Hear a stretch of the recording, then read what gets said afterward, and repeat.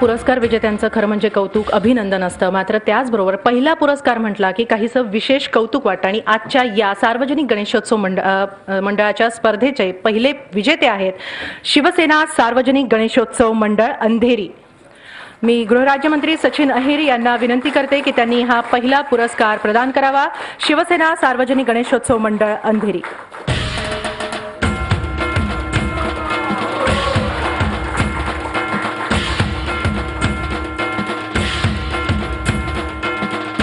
यानंतर मी गृहराज्यमंत्री सचिन अहिर यांना विनंती करेन की त्यांनी गणेशोत्सवाबद्दल या संपूर्ण संकल्पनेबद्दल काही शब्द बोलावेत। सुरुवातीलाच मी जी24 तास यांचा मनापासून अभिनंदन करतो की जे वाक्यप्रयोग त्यांनी केलेले एक पाऊल पुढे, आणि यावेळी पण त्यांनी बाजी यासाठी मारली की अनेक प्रिंट मीडिया हे आमच्याबरोबर असोसिएट आहेत, परंतु पहिल्यांदा इलेक्ट्रॉनिक मीडिया म्हणून घेऊन जी24 तासनी या उपक्रमाला सहभागी आणि विशेष करून पाठिंबा देण्याचं काम केलेलं आहे।